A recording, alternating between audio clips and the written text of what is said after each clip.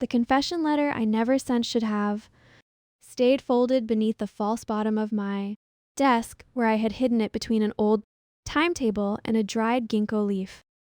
Instead, Dahlia Wynne found it during lunch, stood on a chair in the center of class 12, and read the first line aloud in a voice sweet enough to rot teeth. "Guess who our Scarface genius likes?" she sang, waving the blue paper above her head. "Come on, take a guess." If this were written to me, I would need 3 days to recover from the shock that earned her a storm of laughter. Somebody shouted that 3 days were too few. Somebody else said if June Calder confessed to him, he would move countries. Another boy joked that they should preserve the letter as a medical specimen because pity apparently mutated into romance. In the middle of that noise, the person I had written to stepped between us. Adrian Vale had always known how to choose the right angle for heroism. Sunlight from the corridor hit the side of his face, outlining the straight bridge of his nose and the cool patience in his eyes. For one suspended second, I thought he would tell them to stop. Then his gaze dropped to the signature at the bottom of the letter. His expression changed first. Not much, just enough for me to watch surprise flatten into disgust. He took the page from Dahlia's fingers, skimmed the lines, and let out a small breath that cut far deeper than a shout. "June," he said quietly, "do you have to make things this embarrassing?" The classroom went silent, the kind of silence people make on purpose when they smell blood. I stood up slowly. "Give it back," I said. Dahlia laughed under her breath. "At least. Apologize, June. Adrian's being generous just by not making a scene." I turned to her. "You read a private letter out loud in front of 30 people. Since when did theft and illiteracy become elegance?" Her painted smile twitched. A few girls sucked. In sharp breaths, Dahlia had a talent for acting fragile, but not for being ignored, and I had just ignored the entire performance. Adrian crumpled the paper once, then tore it cleanly down the middle, then again, and again. Pale blue scraps drifted to the floor between us like dead butterflies. "You should learn what line not to cross," he said. "I have treated you kindly for years. Don't mistake that for something else." The force of it should have broken me. I knew that because every face in the room had already prepared itself for my humiliation. They were waiting for tears or denial or the small, pitiful voice I used to have when I still believed silence could protect me. Instead, I looked at the scraps on the ground and felt something much colder than Heartbreak. "You tore my property," I said. "You do not get to call that kindness." Adrian's jaw tightened. He had expected begging, not accounting. Dahlia folded her arms. "Honestly, June, with your face and your attitude, being rejected is not even the worst thing that could have happened here." I smiled at her. "And with your brain, beauty is clearly carrying a very heavy workload." This time, the laugh that broke out did not belong entirely to her side. I dragged my desk away from the third row and planted it beside the back window, ignoring the scrape it made on the floor. Nobody tried to stop me. Nobody except Theo Ash, the transfer student, who had arrived 2 weeks earlier with a permanent sleep-starved look and test scores so bizarre, our teachers kept checking if someone had switched his papers. As I passed him, he kicked his chair back, stared at Adrian, and said in a lazy voice, "She scores full marks in mathematics and Physics. that is what gives her the right to be arrogant if she wants to be. What exactly are you living on, bone structure?" A ripple moved across the room. Theo never sounded loud, but he had a way of speaking that made every sentence land like a slap. Adrian's friends rose half out of their seats.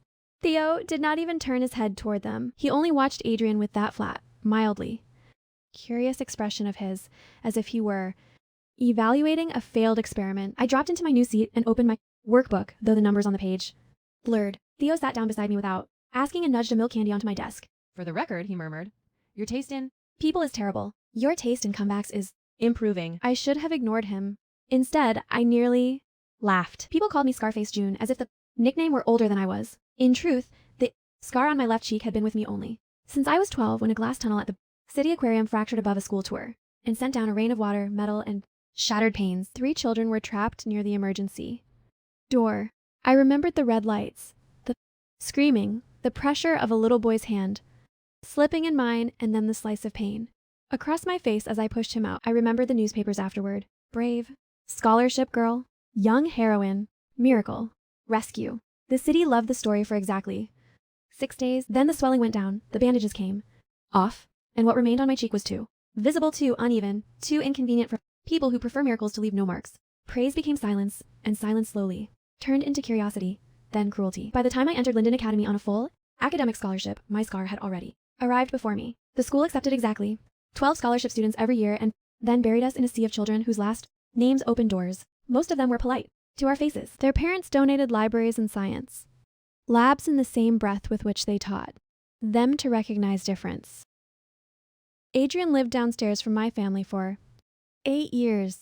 His mother liked to say we were practically raised together, which sounded warm until you noticed that every memory she cited involved me helping him with homework, carrying his violin case, or stepping back so adults could praise how gentle he was to that poor brave girl. Somewhere in the middle of that, I mistook familiarity for tenderness.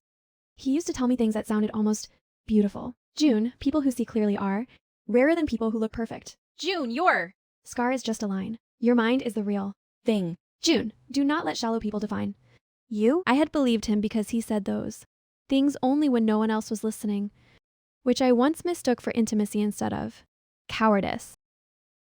Everything changed the year Dahlia Wynn transferred in from Singapore with pearl hair, clips, a smiling mouth, and a family fortune.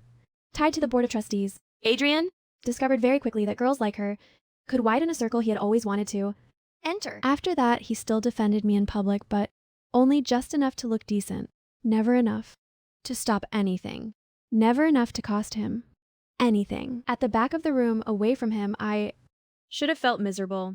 Instead, I felt unexpectedly light, as if a rotten plank had finally broken beneath a weight I had spent years pretending not to feel. That illusion lasted until Thursday, when someone announced loudly that the classroom smelled bad.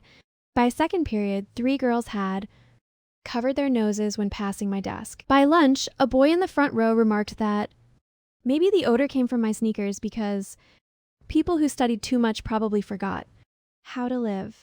The joke gained speed because all stupid things do. I said nothing until I returned from the restroom and found my emergency pouch dumped open on Theo's desk, sanitary pads being tossed from hand to hand like a game. Dahlia stood nearby with that same polished pity in her eyes. We were only trying to help, she said. You looked unwell. Theo moved first. He hurled his backpack at the boy, laughing the loudest, and then I grabbed the wet mop from the corner bucket and swung it with all the precision rage gives a girl who has spent years pretending to be civil. By the time the shouting stopped, one uniform shirt was streaked gray, one desk had overturned, and Dahlia's white sleeve wore a long diagonal slash of dirty water. We were all sent to Mr. Rowan's office. Mr.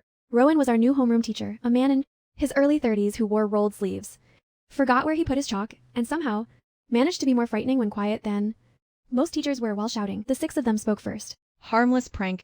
June overreacted. Theo escalated. Dahlia even cried at exactly the right moment, which would probably have worked if the security camera had not recorded every second of the harmless Prank. Mr. Rowan watched the footage once, then replayed the part where one boy waved a pad over his head and another blocked my path. He set the remote down very gently. You know, he said, people often ask why bullying thrives in good schools. The answer is because intelligent cruelty learns grammar. No one breathed. He turned to me. June, hitting people with cleaning equipment is not school policy. Understood. He turned to Theo. And you, throwing bags at classmates is also not school policy. Theo nodded solemnly. Would a chair have been More structurally honest, sir. Mr. Rowan closed his eyes for 2 full seconds. No, Theo. Thank you for your catastrophic creativity. Then he faced the others. As for the rest of you, what exactly was amusing? Explain the joke to me in complete sentences. Nobody could.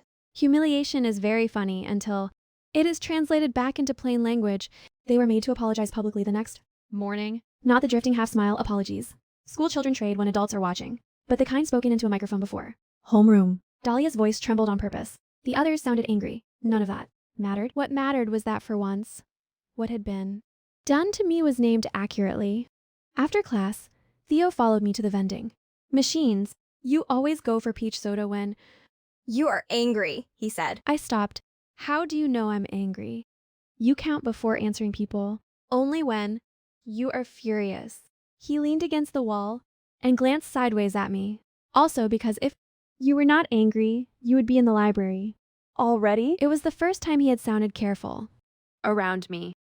Theo Ashe was a contradiction stitched from talent and carelessness. He ranked first in literature, history, and English composition, second in French, and once scored 13 points in calculus because, according to him, The numbers had organized themselves maliciously. He was left-handed, brilliant under pressure, and absolutely unable to remember standard trigonometric identities. Teaching him mathematics felt like trying to explain. Whether to a wolf. You still have not answered, I said. He shrugged. I pay attention. The answer sat strangely in my chest. We became study partners in the least romantic Way possible. I bribed him with my mother's dumplings to learn derivatives, and he bullied me into reading poetry out loud so my pronunciation in English debates would stop, sounding like I was filing legal appeals against the language. Our afternoons developed a rhythm. I solved equations. He circled my awkward phrasing in red ink and rewrote it so elegantly I wanted to throw my pen at him. When I asked why he bothered, he said, because if I do not pass math, my father will send me to Zurich to learn corporate finance, and that would be a tragedy for all involved. When he asked why I bothered, I said, because, unlike Adrian, you at least know when to be grateful. Theo grinned. That is not true. I am excellent at being ungrateful. I just reserve it for authority. Meanwhile, Dahlia adapted. Girls like her rarely surrender. They edit. She stopped, targeting me directly, and instead cultivated Atmosphere. whispers when I entered, smiles. That ended 1 second too early. Anonymous comments on the class forum about how scholarship students should remember who paid for their classrooms. She never signed anything. She did not need to. Power likes gloves. Adrian, for his part, acted as if I no longer existed until the day our literature teacher assigned a paired presentation and fate, amused as always, matched us together. He approached my desk after class, expression controlled. Let us keep this professional. I looked up from Theo's ruined trigonometry sheet.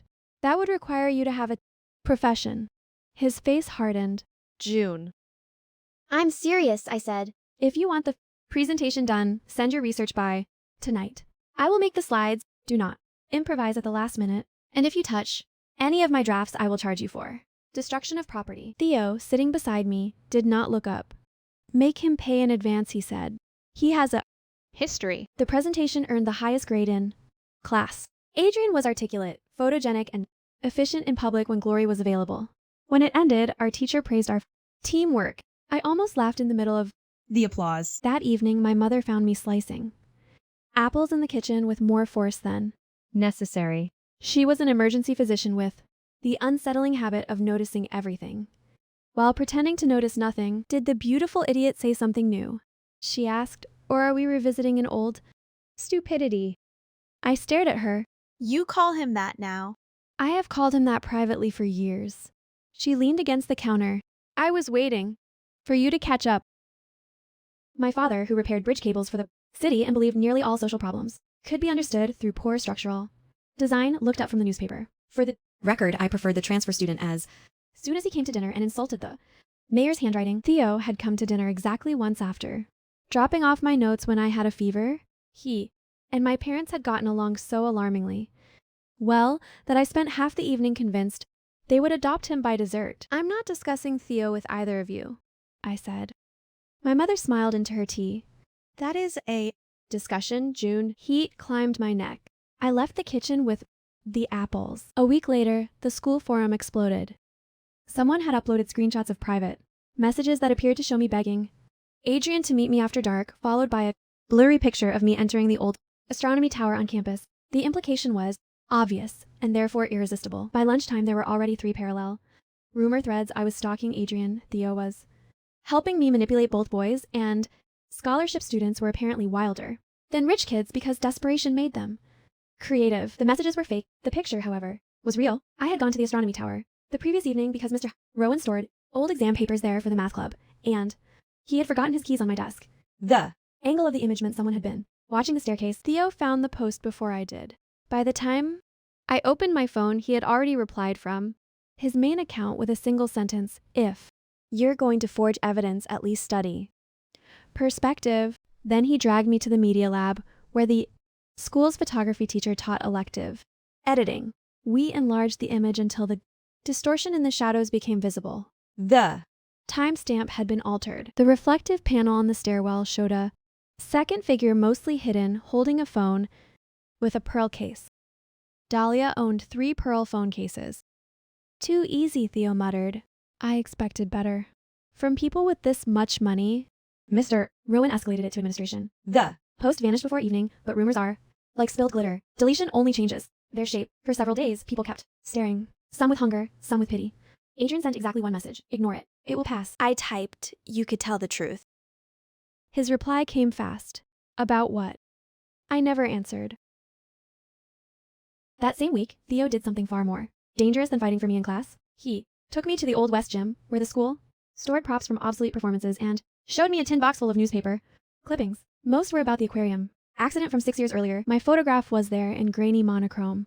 Bandage across my face, hair matted to my forehead, staring at someone outside the frame. Theo tapped the article with one knuckle. That was me, he said. The third kid. The. One crying on the floor. I remembered your voice before I remembered your face. For a moment, I could not speak. I transferred to Linden because I saw your name on the scholarship board last year, he continued. I did not tell you because it sounded like a line from a badly written drama and I wanted a chance to be normal. Around you first. That failed almost immediately. The gym smelled faintly of dust and floor. Polish. Beyond the window, the football field was bright under late afternoon sun. I finally managed. You should have said something. Would it have helped? Yes. He nodded, as if filing that away. Then I am. Sorry. It is a strange thing to receive the apology you needed from someone who never wronged you. The next month should have belonged to work. National mock exams, recommendation. Interviews, scholarship renewals. Instead it belonged to another mess because Dahlia was not finished and Adrian, who should have known better, preferred silence to inconvenience. The stolen chemistry exam appeared in my locker on a Tuesday. Not copies. The original sealed paper, still, wrapped in the staff office band. Somebody had also placed my old blue confession letter, scraps on top of it carefully taped back, together into a grotesque joke. When I opened the locker between classes, 3 students were already filming. I understood the setup immediately and hated how unsurprised I felt. Administration moved fast because the exam was part of a provincial consortium. I was removed from class for questioning before lunch. Dahlia looked appropriately horrified. Adrian looked at the floor. Theo nearly took the vice principal's head off with words so sharp Mr. Rowan physically shoved him out of the room. Before the situation escalated, the paper band had my fingerprints because I had lifted it out of the locker in plain sight. That was the trap.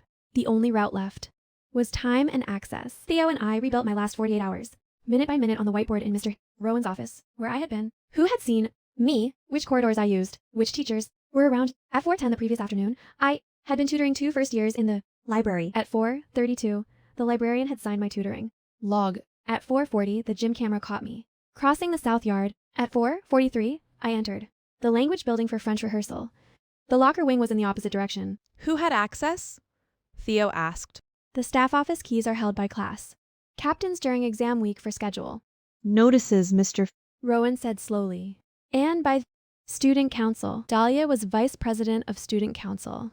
Adrian was class captain. Theo's gaze flicked up like a blade.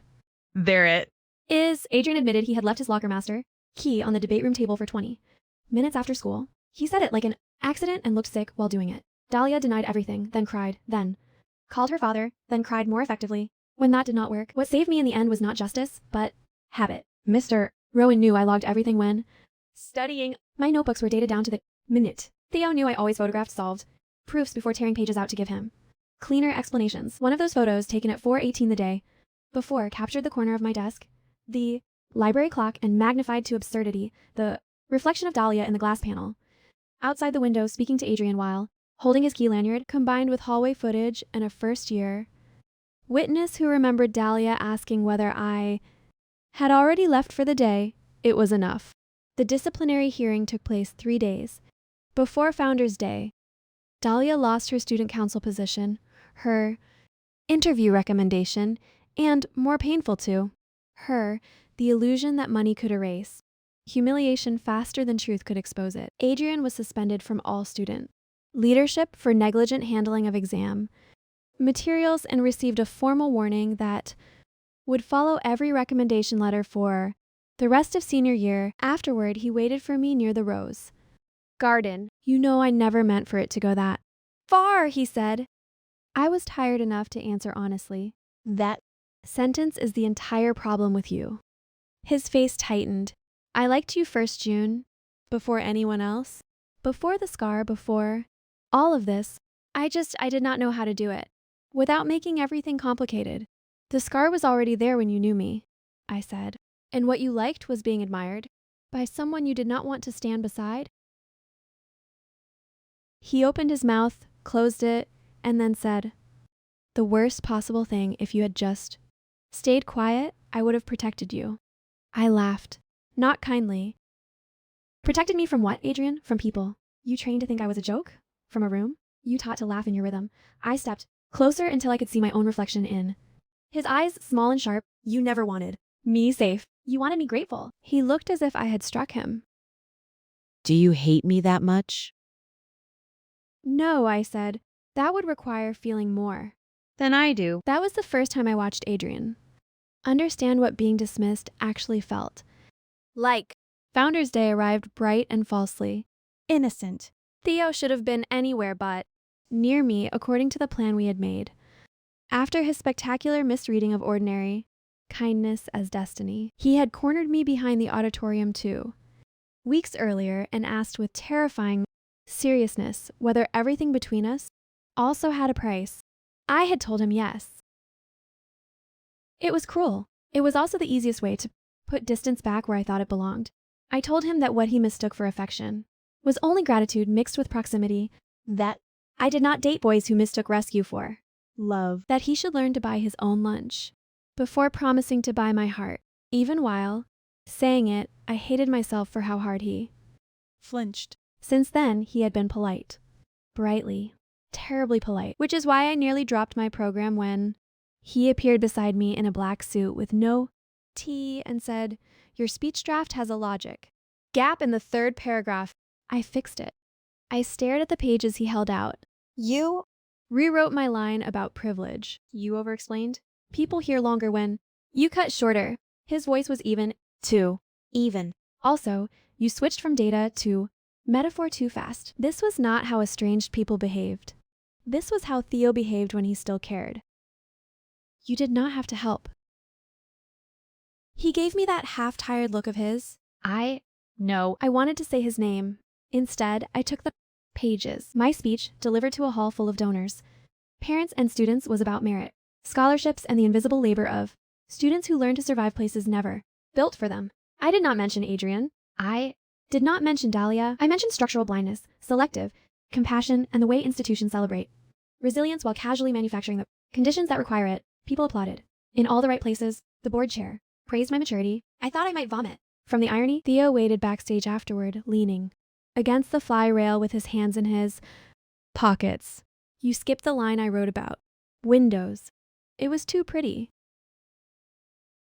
That was the point. For the first time in weeks, something like a real smile touched his mouth. I took a breath. Theo.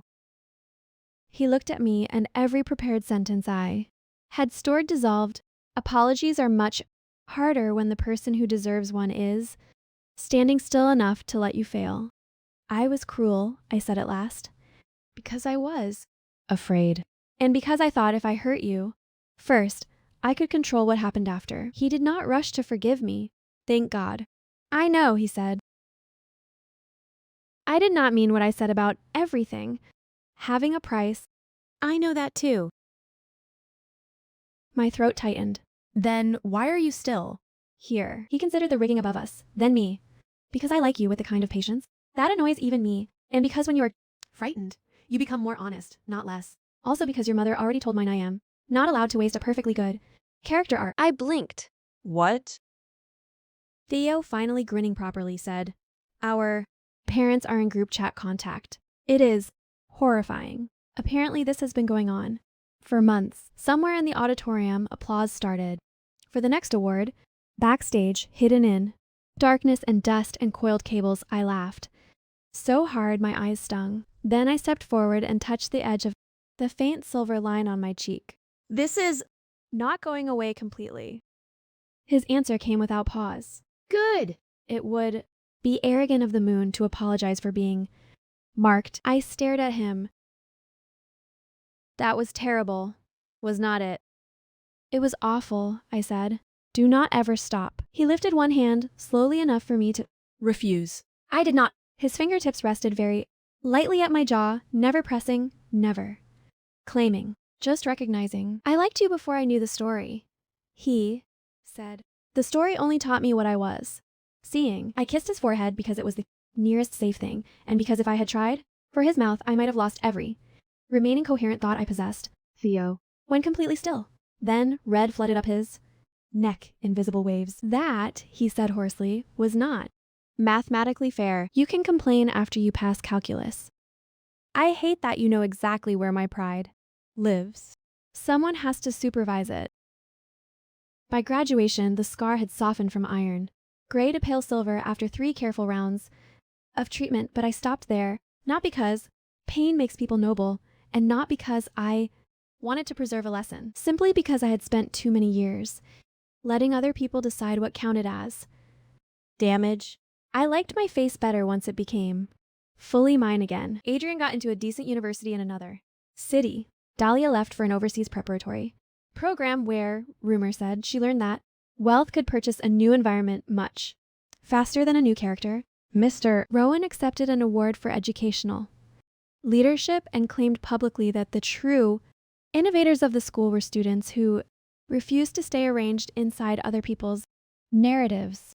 Theo passed calculus by 2 points and held the results slip up like a war medal.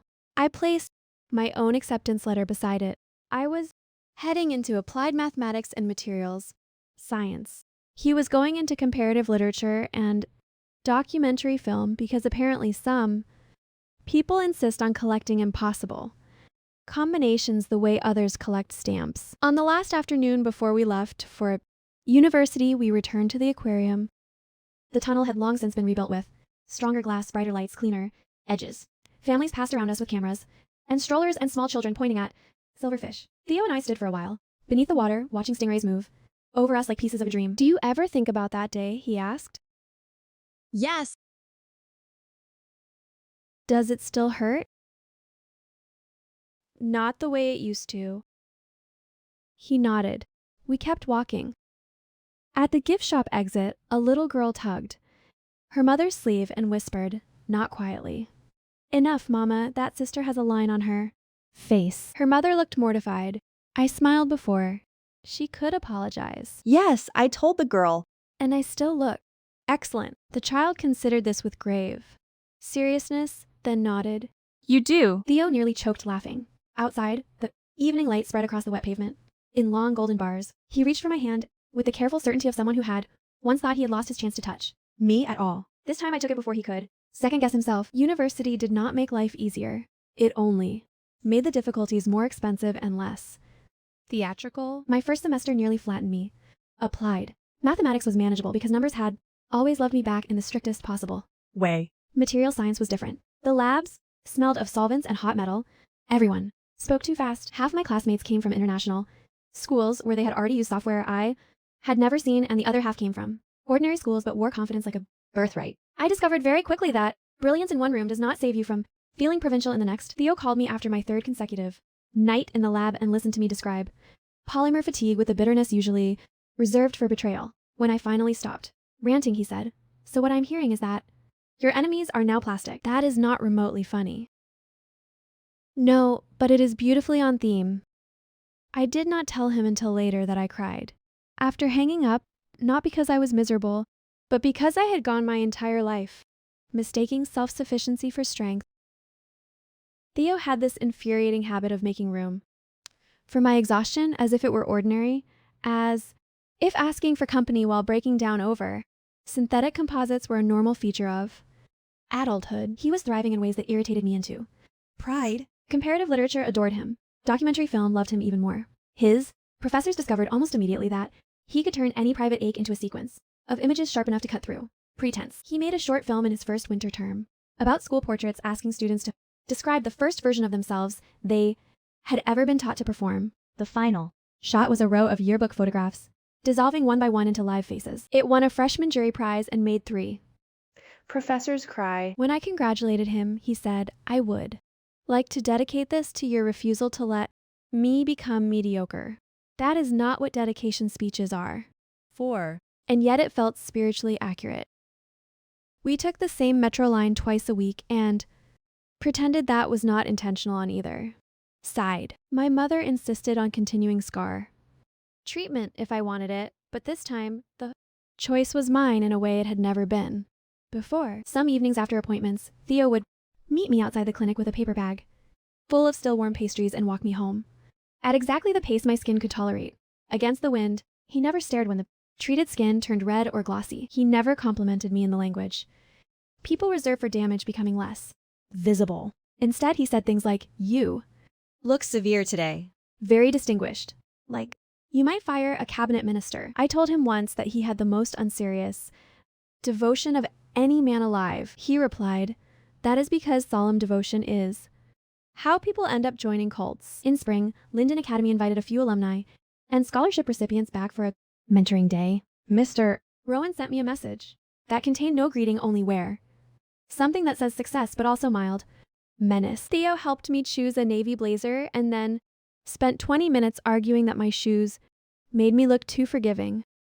Returning to Linden felt stranger than I expected. The hallways were smaller. The air was the same. A few younger students recognized me from the Founders Day speech and whispered in corners as I passed. One first-year girl with acne along her jaw and nervous hands stopped me outside the library and asked in one breath whether scars ever stop being the first thing you think about each morning. Not because they disappear, I told her, because you become busier than they are. She stared as though I had handed her a key. The mentoring day turned into something larger.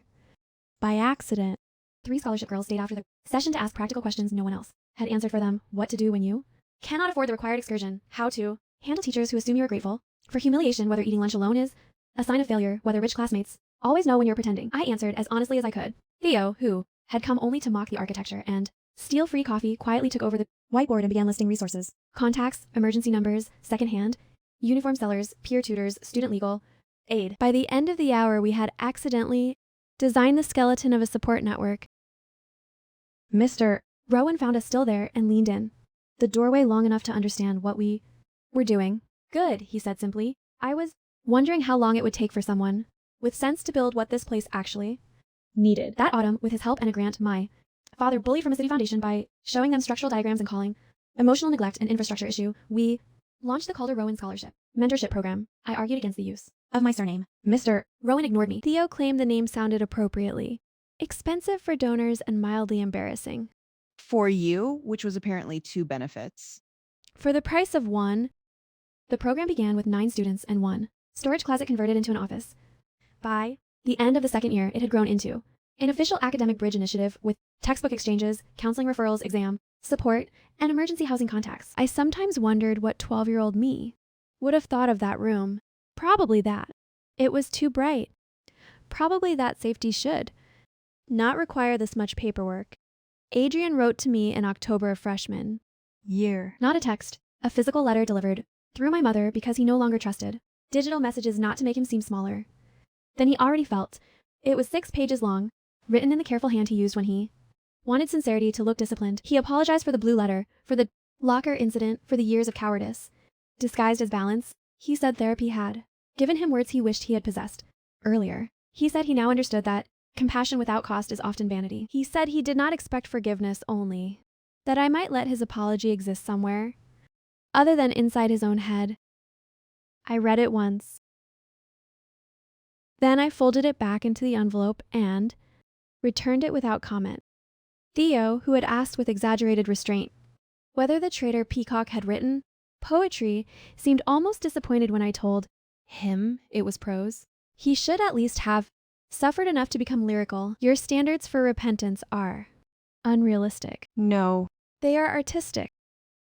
Dahlia appeared in public again 2 years later through a profile in a business magazine about global philanthropy among young Harris's. She had rebranded herself in clean white blouses and softened vowels, talking about social responsibility as though she had invented the concept during a retreat in Switzerland. I read the piece in an airport lounge while flying to a research conference and felt nothing except a faint anthropological Curiosity. There was a time when her opinion could sour a week of my life. Now she occupied exactly half a page, and the emotional weight of recycled paper that, more than any speech, felt like victory. Theo's second documentary nearly ended us. Not because of betrayal. Nothing so dramatic. Because he made a film called After the Surface without telling me until the first. Ugh, cut. It followed 5 young adults with visible scares, surgical, accidental, inflammatory through the rituals by which strangers tried to translate those marks into moral stories. One woman was told she looked brave. A man with acid burns was called inspirational. At bus stops by people who would not sit beside him. A teenage swimmer with a chest. Scar said the hardest part was not people staring, but the expectation that she perform gratitude whenever they stopped. The final subject in the film was me. Not my face at first. My hands taking notes. My voice arguing with a graduate assistant about fracture tolerance. The side of my cheek reflected in the dark glass of a train window. Then in the last 3 minutes he used footage I did not know he had kept me asleep. Over equations, waking on the metro, and touching my scar without thinking, laughing. Off camera while my father complained that modern bridge funding lacked masculine conviction. He had hidden me in plain sight. I left the screening furious. Theo found me on the loading dock behind the student cinema. It was snowing in thin sharp flakes, and he had the sense to stand several feet away. You have every right, he began. How long have you been filming me? Not like that. Fragments. Over time. I never intended to use any of it unless what? Unless the story needed a neat Emotional knife. He looked stricken. Good. I asked every other subject for consent after the first cut, he said. I should have asked you before making one. I know that. I knew it while editing and did it anyway because I thought if I showed you what I saw, maybe you would understand something you still refused to believe. And what exactly do not I believe? His breath steamed in the dark. That being Witnessed is not always the same as being used. Silence widened between us. Snow gathered at the edge of his collar. I wanted to stay angry. I also knew with terrible clarity that his film had frightened me precisely because it was honest in a way I had not authorized. Theo had not made me tragic. He had made me ordinary and luminous, and difficult and funny, which was somehow more intimate than praise. That was a reprehensible artistic choice. I said finally, yes. You manipulated me. Yes. You made me look taller. That was the lens. I laughed in spite of myself, which was a tactical error, and we both knew it. He did not move closer. If you tell me never, To screen it again, I won't. I thought of the swimmer, the acid-burned man, the woman on the bus bench. I thought of the first-year girl at Linden asking if scars ever stop speaking before you do. Then I thought of myself, age 15, trying to shrink until no one could aim language at me. You may screen it, I said. After I cut 12 seconds from the third interview and removed my train reflection from minute. 21. Theo blinked. You're giving notes? I'm reclaiming authorship. His entire face changed.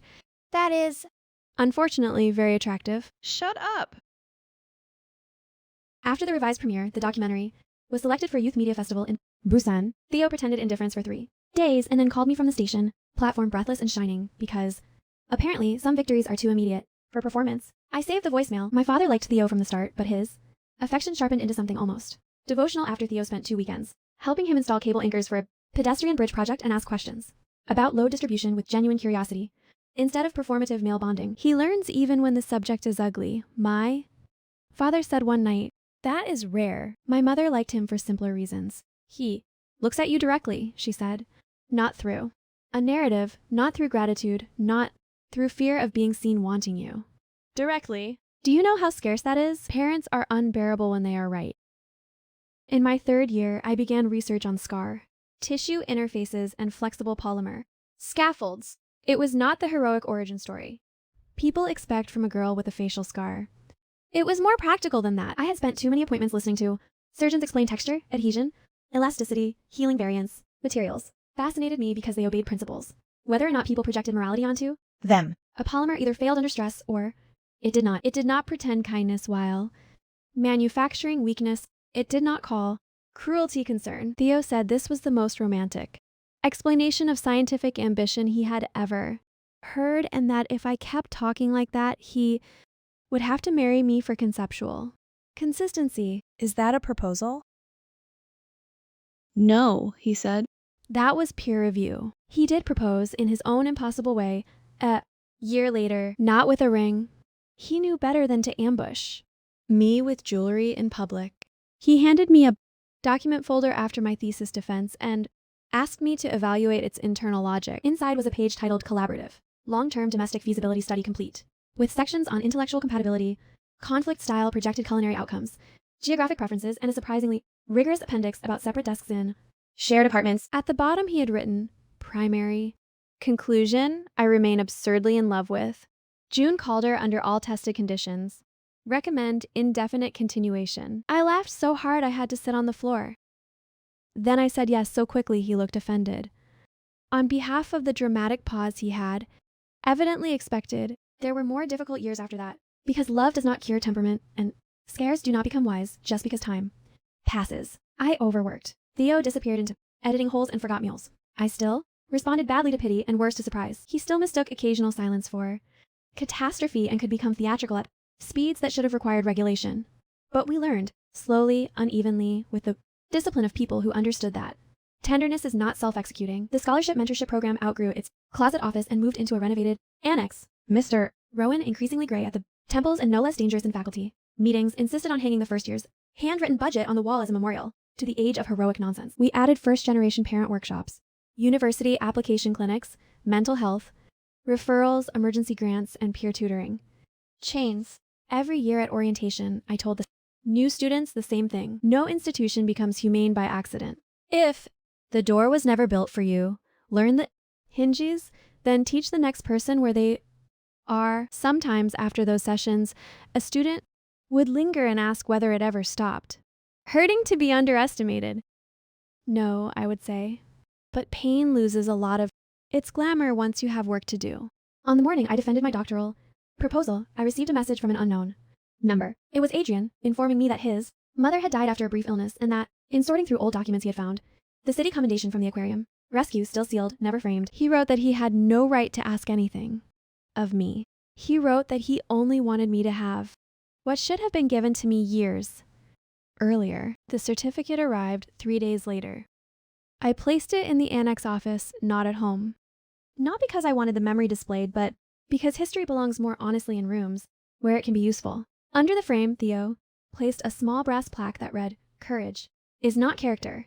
What you do after being hurt is." I rolled my eyes so hard I nearly sprained something. He looked extremely pleased with himself. Years after graduation, Mr.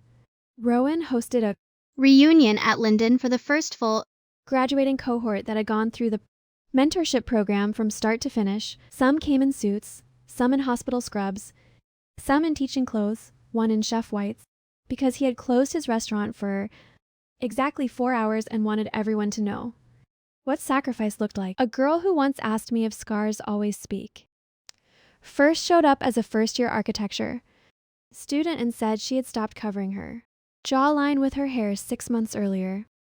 Theo filmed none of it. He said some evenings were better left to memory and bad buffet. Lighting.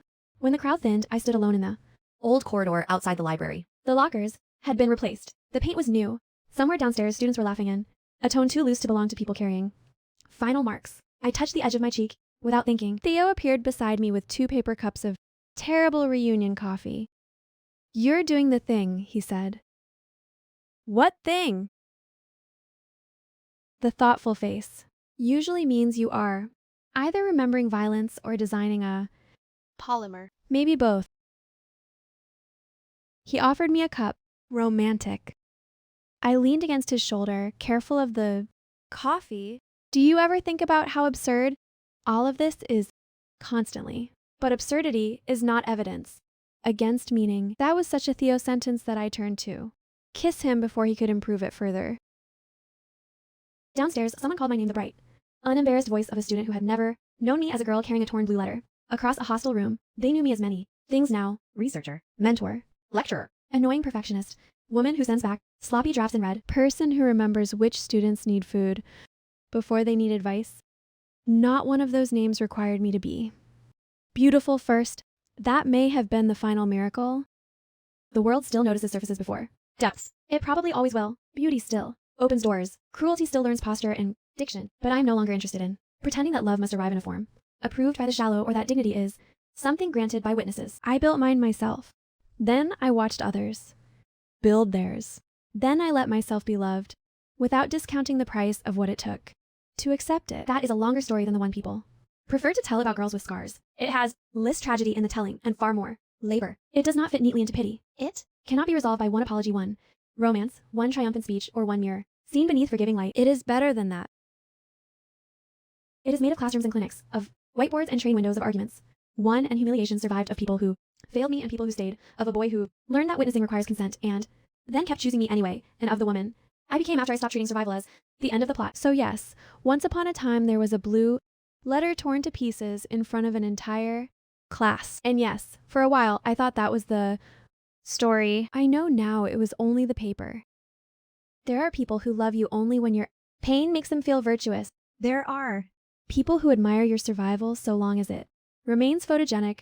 There are people who mistake possession for protection and silence for grace. Then, much more rarely, there are the ones who learn your fear without worshiping it, who stand beside you without asking to be made heroic, who look at the marked parts of you and see neither tragedy nor debt, only a map of where you have been. I used to think the best revenge was becoming untouchable. I know better now. The best revenge was building a life so honest that mockery could no longer find a place to settle. And if, in that life, a sharp-tongued boy with impossible handwriting and catastrophic trigonometry walked beside me, blushing every time I touched his hair, then that was not pity and not payment and not a consolation prize. It was simply love arriving late after I had finally learned the difference.